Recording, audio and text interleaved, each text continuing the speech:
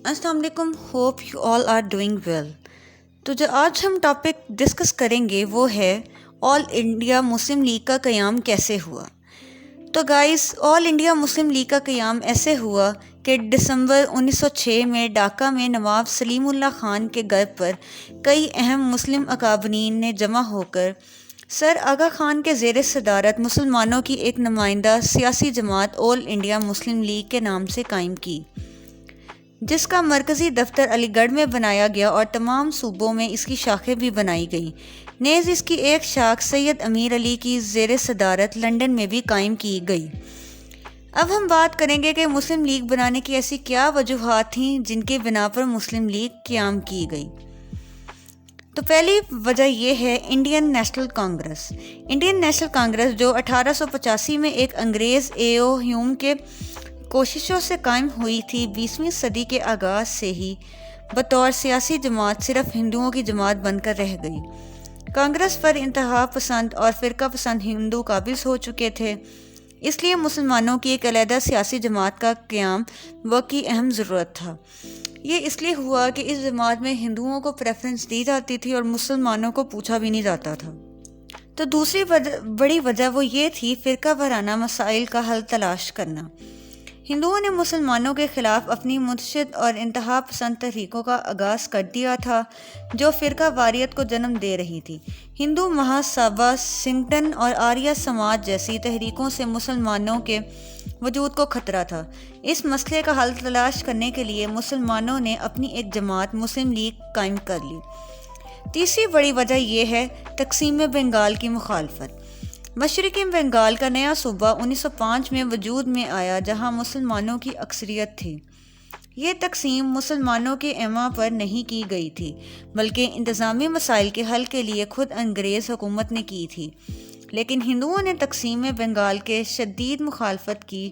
وہ مسلمانوں کی بہبود کے لیے اٹھائے جانے والے کسی اقدام کو برداشت نہیں کر سکتے تھے، اسی لیے انہوں نے تقسیم بنگال کے خاتمے کے لیے بہت بڑی تحریک شروع کر دی.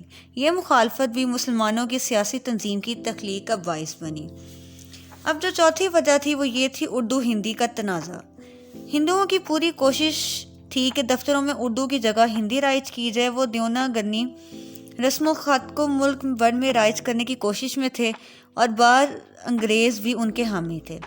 ایسے میں اپنی زبان اور ثقافت کے تحفظ کی خاطر مسلمانوں نے ایک تحریک چلائی اور تحریک کو مضبوط بنانے کے لیے ان کی علیحدہ سیاسی جماعت کا قیام ناگزیر ہو گیا تھا. پانچویں وجہ یہ بنی کہ سیاسی اصلاحات کا اعلان. برطانیہ میں لبرل پارٹی نے انتخابات میں کامیابی کے بعد برصغیر میں سیاسی اصلاحات لانے کا اعلان کیا. ان ممکنہ نئی سیاسی اصلاحات میں مسلمانوں کی جائز نمائندگی حاصل کرنے کے لیے ان کی الگ سیاسی جماعت کا وجود ضروری تھا. چھٹی بڑی وجہ یہ تھی شملہ وفد. سر آغا خان کی قیادت میں مسلمانوں کا ایک وفد 1 اکتوبر 1906 کو برطانوی وائسرائے لارڈ منٹو سے ملا. وفد نے جداگانہ انتخاب سمیت مسلمانوں کے سیاسی، ثقافتی، اقتصادی اور دیگر حقوق کا مطالبہ کیا.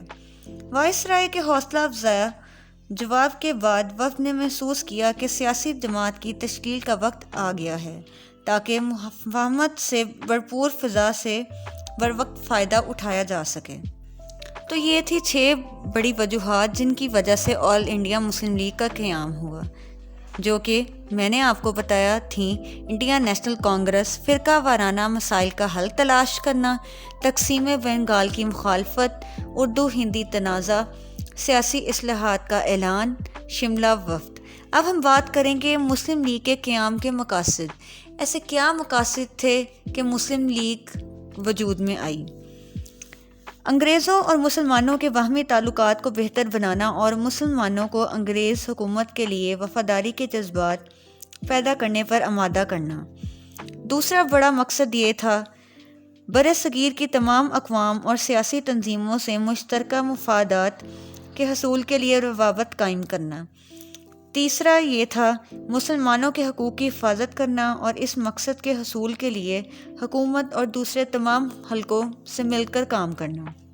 اپنے قیام کے وقت تو مسلم لیگ کے صرف یہی 3 مقاصد تھے، تاہم بعد میں ہندوستان کے سیاسی حالات کو مد نظر مسلم لیگ گاہے بگاہ اپنے مقاصد میں اضافہ اور ترمیم بھی کرتی رہی۔